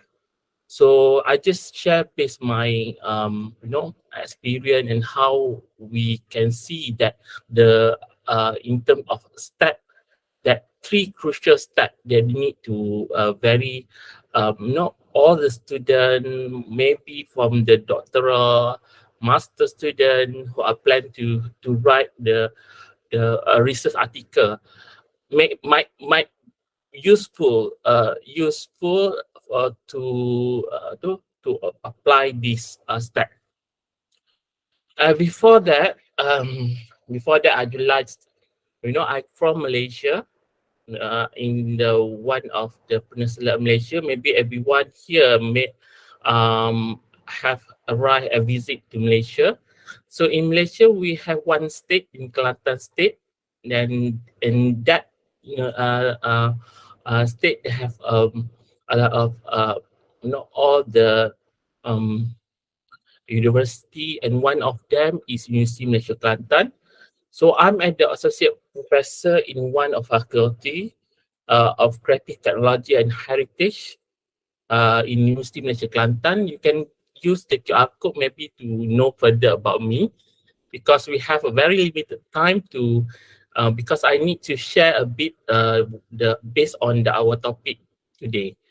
So before I start, just share about my content so that everyone can have the conceptualize how my presentation will be on. So to start dengan objective, some overview, and start the right of journal article, and conclusion and bibliographies. So what is the objective for this session? For me, I have one objective I would like to share, which is to maybe from this, after the session, maybe all of you able to identify the step and tips on how to write the impact journal articles. Okay, so do you know how many steps to write the impact journal article? I think most of speakers maybe told you, maybe explain further about how the way and the step how to create and write the impact journal. So I share mine. For today, I share mine the step for the right impact journal article. Okay, so actually, okay, we have 10 steps. You can choose start from the choose the relevant topic. This one the first step. So basically is to ensure that your article is more likely to be read, cited by other researcher. That's the first step. So the second step is to conduct truthful literature review. That's very important to reading and analyze existing research on your topic, based on your interest. So the first step, you identify your interest. For example, me, I have my background is more in a in computer science and multimedia. So that's my that's my part of. So my interest in terms of the edutainment technology. So based that the interest, so I go through and conduct truthful literature review based to analyze from the existing researcher about my interest, my topic. That's the second step. For the third step is develop the clear research question. This one is very important because it will help you to focus on your research to ensure the article provide value, site, and in contribution in your field. That's the third step. So after that, you conduct the continuous research, which is to gather high quality data, and also the evidence to support your research question. That's the fourth step. And the fifth step is to analyze the data. Actually, for analyze the data is to ensure that the data that you use is use appropriate material, method, and technique to draw meaningful in terms of the conclusion for your research. So make sure that you analyze accurate and very systematic. That's more important in terms of the fourth step. And the fifth is analyze data. That's the fifth. So in the step number 6, that you able to organize your article effectively is in a clear manner that's easy for reader to follow. Means that in terms of the using of heading, subheading to break up of the text, and also make it easy to digest. So the reader try to read everything, and you need to have a very good narrative in terms of creating your journal article. That's important part. Okay, for the number 7, that you need to write clear and concise abstract. That's the part of that to summary the main finding of your research. Okay, the next step is to use clear and concise language to ensure that your idea is easy to understand. So basically, if it means that in avoid jargon and technical language that might be very difficult to reader outside of your field to understand it. So you need to a little bit minimize the language, technical language, and try to create the sentence, and the sentence easy to everyone know and easy to receive all the information that we write in our article journal. So for then after that, you need to get the feedback and revise. Try to get your colleagues, mentor, a peer to read it, and to, for example, you have a student, you have a supervisor. So the supervisor is easy, the mentor get them to the feedback so that you can revise it. So it's very important in terms, use that device to revise the article and make improvement to enhance its impact. So the last one is to submit to the higher impact journal. So the most important why we submit there, because we want to increase visibility and impact in our research.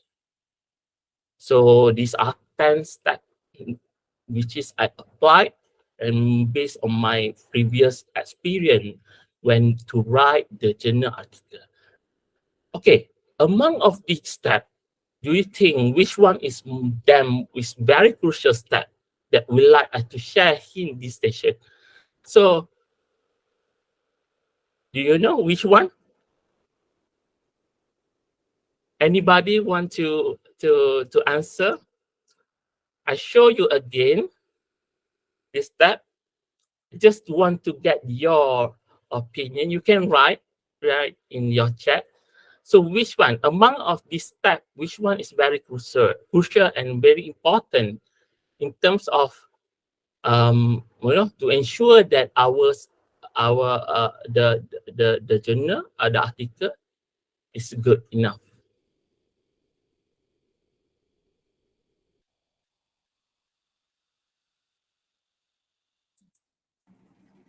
Anyone?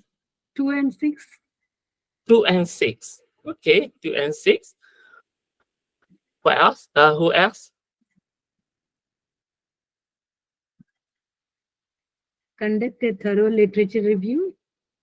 Literature review, yes. Write a clear and concise, yes, write a clear and concise abstract. Okay. Okay. So for today, that's based on your perception in terms of which step is a good one and very crucial, means very important in terms of how to write the journal article. So among of these that I pick this one. This one. Number 1, number 2, and number 3. So I would like to share a bit, very straightforward to just to know further in terms of, because basically most of us, including me, it's really hard to identify this because we have our own interests. Me, focus on the multimedia part, edutainment technology. However, in terms of we have a different, we have the interest, but in how we want to ensure that what we want to to study on based on which gap. So normally we have a very everyone have the computer, internet. So the technology or the information for my in my field in computer science, really, the technology keep changing quickly, fast and ever. If you in another month, so the new way of techniques or maybe find a new technology will be arise on. So I will share you this part. Okay, choose the relevant topic of journal by very crucial in terms to determine whether you have gained the success of your research and it have impact on it. So just a simple for this part of number 1 step. So they have in the part how you can determine your topic. So first is identify your research interests. So basically start by identify your research interest and area of expertise. Think about the research question, maybe to explore the problem you want to solve in your field of study. Second is a review of literature. So conduct a comprehensive review literature in your field study to identify the current trend and a research gap. So they will be help to identify the topics are relevant and timely. So the third one is consider the audience. So based on the consider audience for the journal you want to publish it, think about the topic and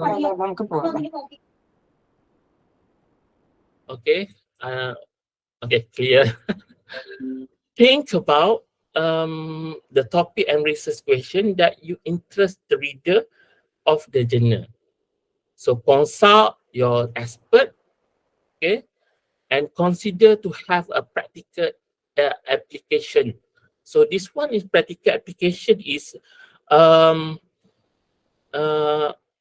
it means that you need to think how your research can be applied in your real world situation and how it benefit to the society. That's more important.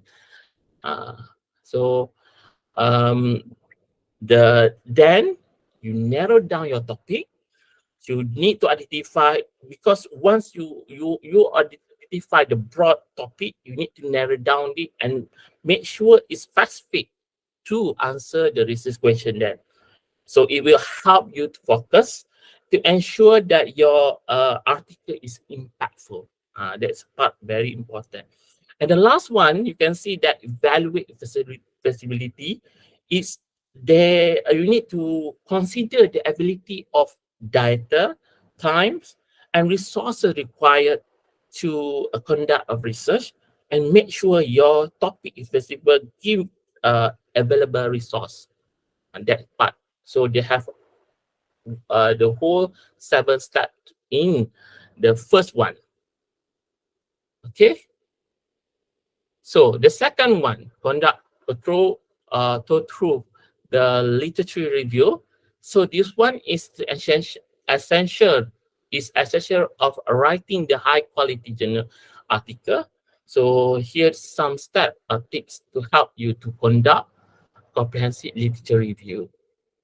So there are 7 parts.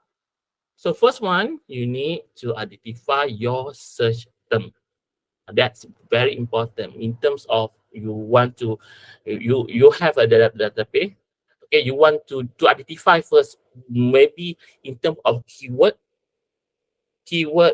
is very important. You need to identify certain technical words that apply in your research, so that you need to have a very good OD or operational definition for that topic.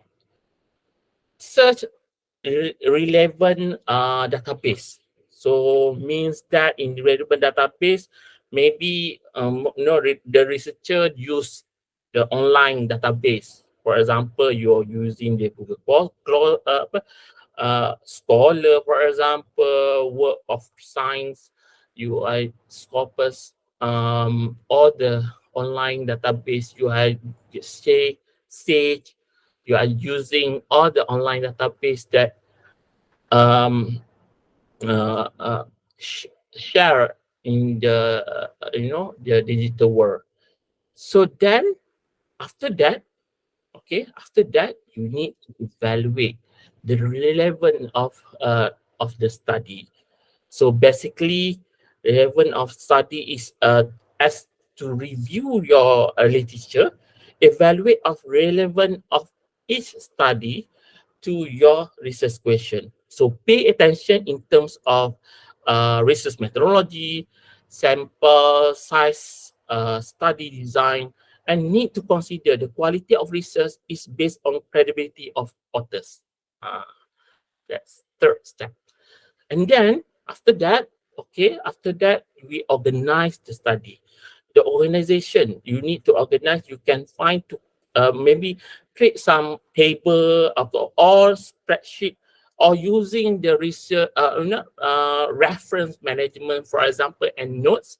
So software that include the title, the author, date, or maybe the key finding on each study. So if you have the the table, the systematic literature review, you have a lot of, you can use the mind map. You need to capture in terms of what the gist of that. And also the good thing is, if we have nowadays we have the AI, so some of features that help you to do the literature review in terms of to really understand what the content is all about. For example, one paper, and then you want to know what the key point inside the paper. So the AI help you a lot. So you have a very, the fundamental, the figure, the main, you can the picture of the journal article, and then you can reread again to ensure that, to verify that your based on the AI understanding and your understanding is similar, or maybe some contradict on that. Okay, the next part is you need to analyze your study. So once you organize it, you need to analyze them and identify trend, pattern, gap of research.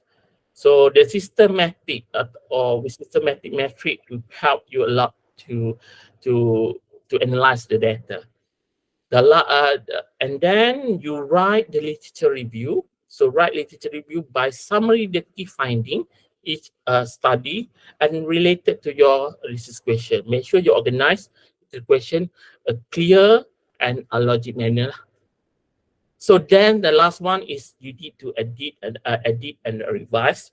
So edit and revise to ensure that it's clear and concise and easy to understand. To make sure you have cite all the relevant study that you will listed in, so that your literature review will be up to date. That's a part of the literature review. Okay, the last one is develop the clear research question. So one is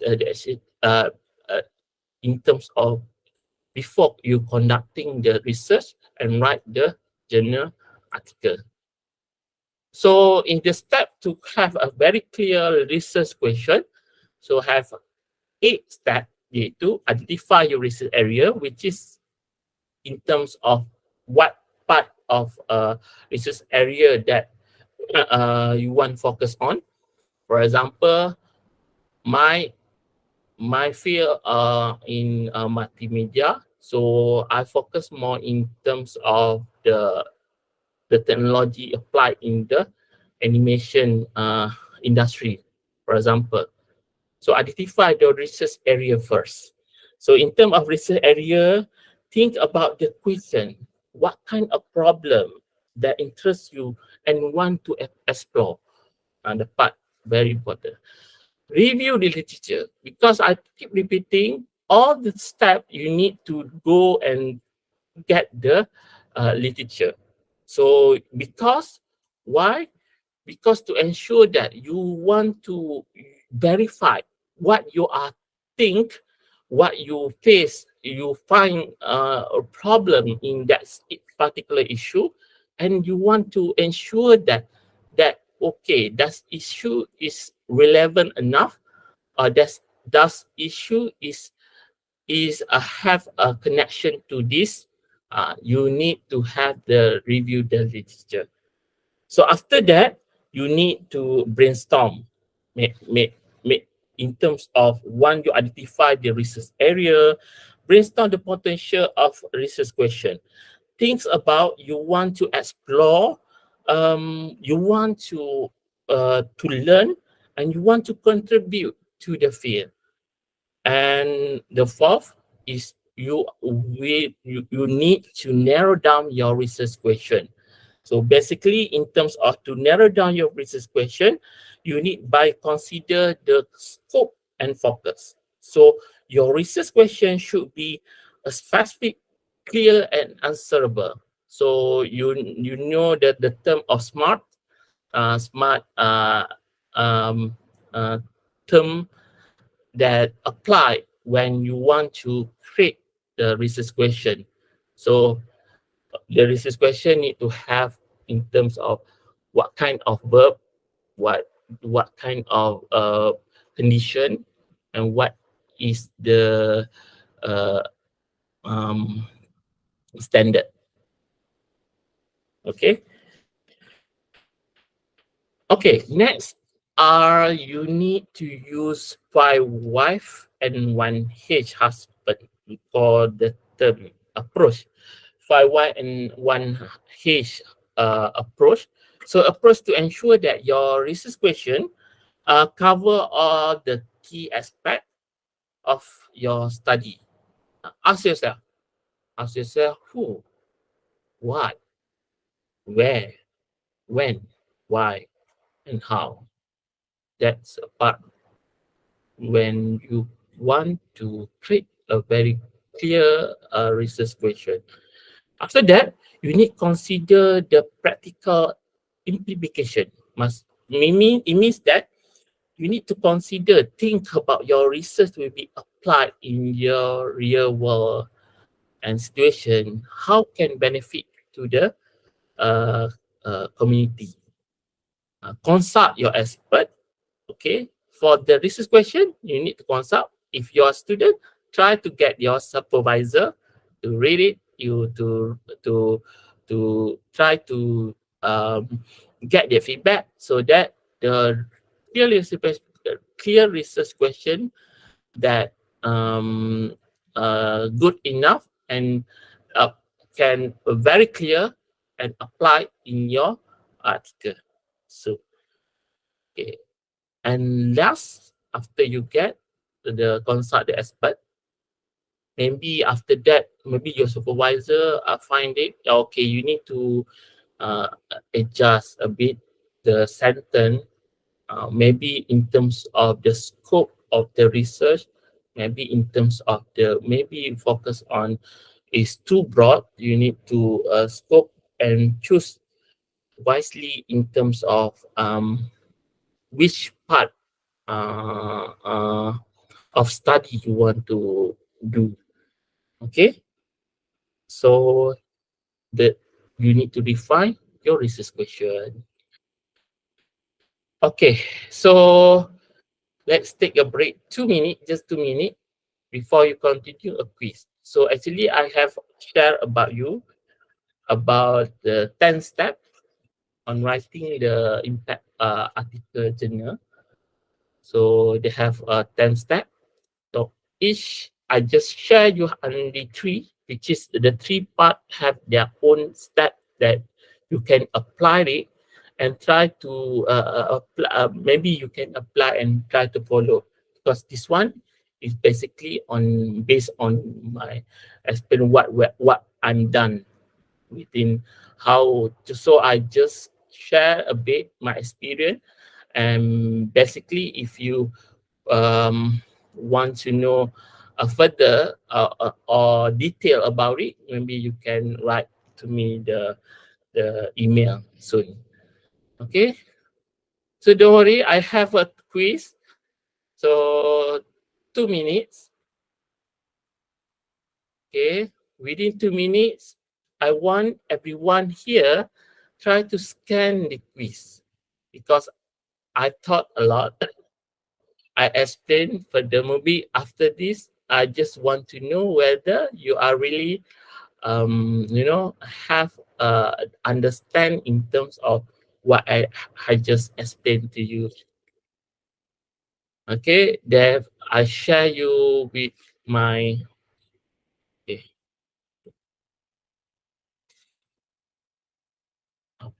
Okay. You can write. You can scan here. Okay. So 2 minutes. I give you another 2 minutes just to answer very simple question. Just want to know whether you really understand what I'm saying, and all the information I give to you, so that they have 5 questions. So 1 question only 1 mark. So in the end, you can know the answer after you pick the result score review. Okay, 2 minutes.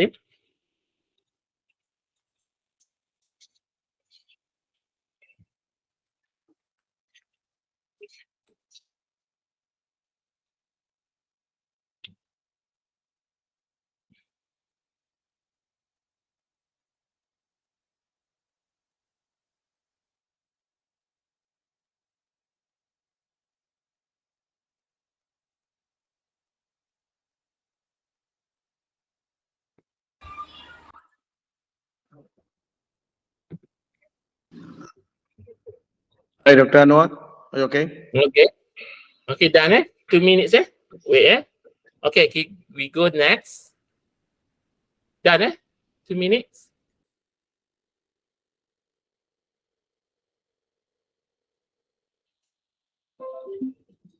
Okay, we continue. After that, after this, I will check your answer. It's not that uh, uh, it's not that hard. The question is easy. Okay, so based on the conclusion, choose relevant their topic is the key of publish the successful of journal article. But identify your reviewing the literature. This is question. Consider your audience and brainstorming the idea. Can be develop a topic that stand out your field and make an impact. So this last computer technology is not longer as necessary, but has become the necessary in the visual learning.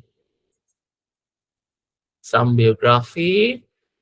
Okay, I would like to share this. In University Malaysia Kelantan, we have a massive open online course. So you can write. Okay, I forgot to give. Maybe after this, I will share you the link. So the Mercy online course in University Malaysia Kelantan, we have several course. Maybe if you interest to join us, so this will Mercy online course help you to learn further in terms of the how Malaysian education system. I have a italic book series. So if you want further, because my background is more the multimedia and also edutainment technology, and my focus on e-learning. So I have 4 series books. Maybe it's very useful in term. Maybe some of the educator here or student want to know further about a new way of teaching in online. So thank you so much. You can scan here for further to know about me, and maybe if you have any question you can ask. You can email me or you can text me. If you have a WhatsApp, that's my number. So you can WhatsApp if you plan to come to Malaysia and to feel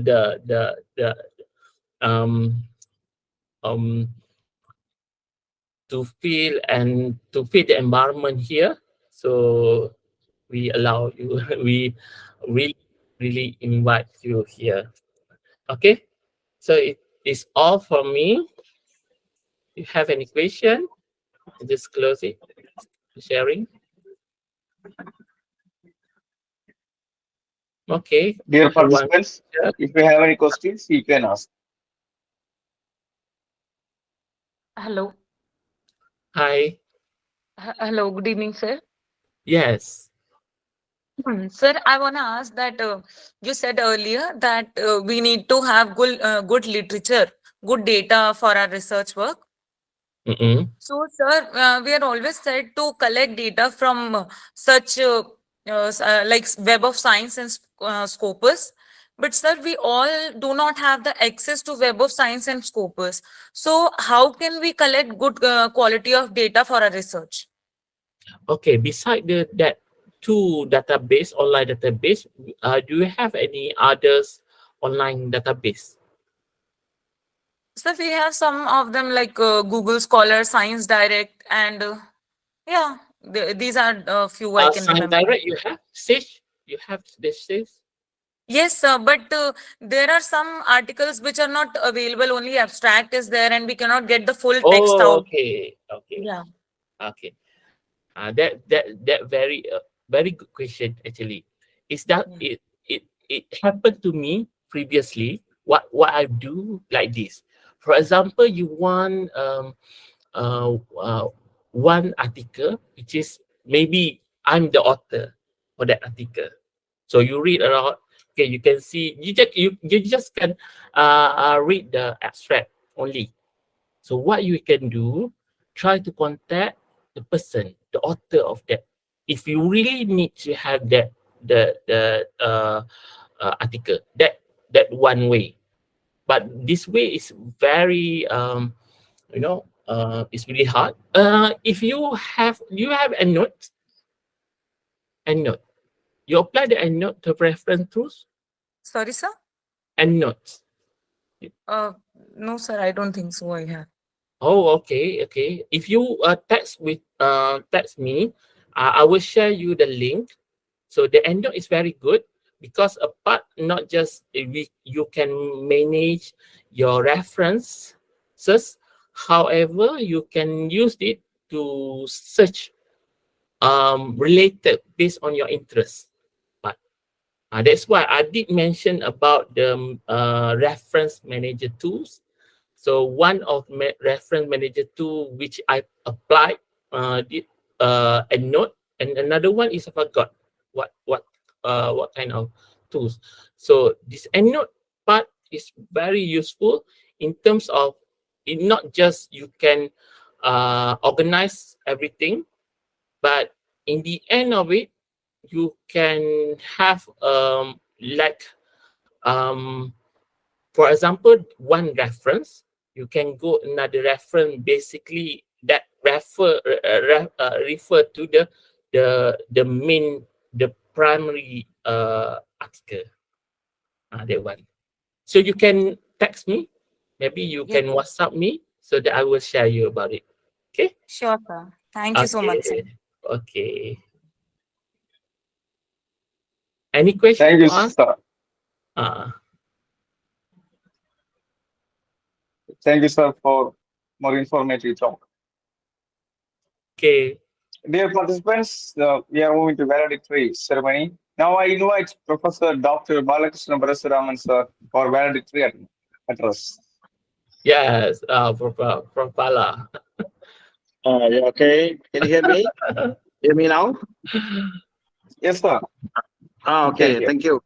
Thank you, Gino. And thanks, Associate Professor Dr. Anwar. He's my colleague. Currently, he's the Director of Academic Program. So, ladies and gentlemen, if we wish to have what you call international network with my university, you kindly contact Dr. Anwar. He's the main person. And he also our secretary for Senate. I'm the Senate member also. And he is very hardworking and he writes a lot of papers. So I invited him for this workshop purposely to have a strong network with University of Malaysia Kelantan. As you know, our university is number one in entrepreneurship university. The government declare that we are the number one. So anyone want to have more collaboration on the entrepreneurship business, so you're welcome. We also got a satellite campus in Kuala Lumpur. So some of you from the university, probably you want to have further network or collaboration, whatever, of course, we welcome. Of course, I'm very glad to say special concluding remarks, especially to all the respective speakers for last 3 days. I believe the participant also are highly respected. Some of you from academic scholars, and some of you are student, a PhD, a master student. And I think I really like to thanks to the organizers, especially Camp Comrade class, and also and also I also like to thanks to Dr. Regine and Dr. Frank, and also Malaysian Industrial Relation HR lah. So Lavender Literature Club also one of the partner. So these three association last almost 3 years, we jointly organize many international workshops, especially on high impact journal publication, and also research methodology, and also some other topics lah. But frequently we receive many participants generally from India, and also from other countries, like especially Malaysia, and also from from Indonesia. So probably these 3 days workshop, I think many of you learn from the respective speakers, that they are share their knowledge and their experience, academic to everyone here. So I'm very glad to be patron for this workshop and also for these associations that we work closely in order to bring upgrading the academic quality of publication and so on. So I just like to stress to all the academic scholars in this workshop. Today, the academic world is more challenging, and many high institutions already have highly put a KPI, key index. So the measurement on the quality of lecturers is based on the publication. So even your promotion to be associate professor or professor, first of all, they will look at your quality publication in the respective journal, high impact journal, especially Scopus and ISI. So try your best. Any papers you must publish in Scopus, and also look for the journals. Directly go to Scopus website, see whether the journal is genuine or not. Many journals they ask to pay some money and all this, so you must look at some journals. Sometimes they charge you a lot. There are many journals, Scopus also, like Sage, all these companies, BP companies. They don't Thomson, all these no much anything related to pay for that journal, but they are high impact journals. So make sure that don't be cheating by some of the publisher. Maybe they have Scopus, but they will charge you a lot of money. So that's why be careful. So I strongly believe that collaboration between lecturers very important. Between countries. As a first day when I'm opening this workshop, I mentioned that cross over the discipline. And once again, I make reminder. Better you cross over the discipline, but of course within the topic that we discuss will also reflect on your own expertise. Don't ever jump suddenly. I saw many people was like trapped by this publication. They want to Scopus, ISI. What they do, any journal they like to publish, as long they got a point for Scopus. That is actually a wrong direction as an academic scholar. Because the respect of academic will come based on your expertise. So don't simply publish any journals that you like. For example, you are sociology, but you go to some journal like mathematics, or maybe some journal not relevant, but they are considered scope. So be aware of all this. So after I worked in the university for almost 27 years, my experience in an academic university, and also school for 3 years, so almost reaching 30 years period. So what I find that the young lecturers, they don't have a right direction. So when you are young, better you publish as many as possible, because you got energy to publish. When you come certain age, you are not able to do that. Okay, so challenging already in head of us. So more tough life will coming in the future to be academic. And I think the recruitment of the university also very tough now. I think that just now I heard Dr. Anwar mention about the online MOCC and all this. So one day, many universities won't be exist physically. There will be only about online universities, and there will be more tough on the recruitment and so on.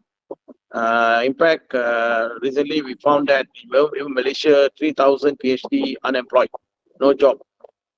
Maybe I see that they are just getting PhD but no publication in the good journals. So you need to publish. But before publish, you need to get a good data. Just now also some scholars asking question. Data must very strong. It can be quantitative or qualitative, doesn't matter, or multi-method. But you need to have strong data to in order to attract the top journals. So better work with someone so that you're able to do that. Okay.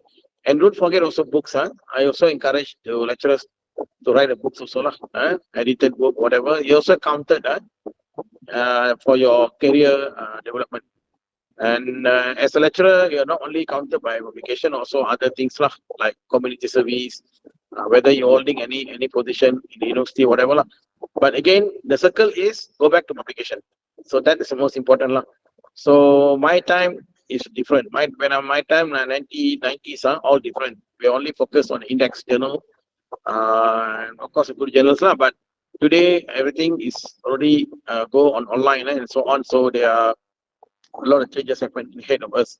So these three, I like to especially thanks to Dr. Frank, the man behind. He was in our group now, in our joining us, Dr. Frank, Jason, and Dr. Regin. They are two young scholars actually working very hard for this. So I also like to say to Dr. Anwar, maybe UMK can collaborate.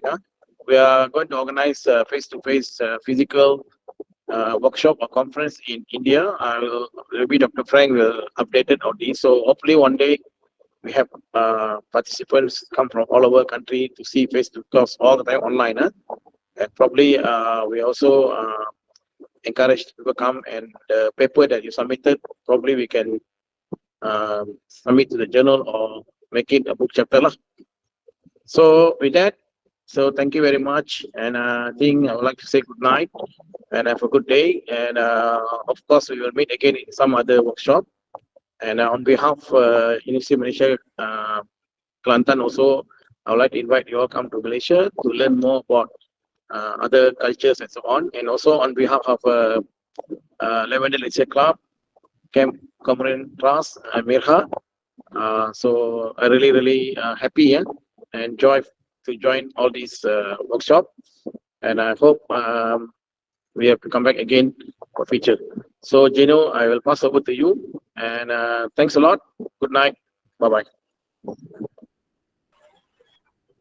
Thank you, sir. Dear participants, thank you for your participation. We will send you the certificates within 15 days. Thank you, everyone.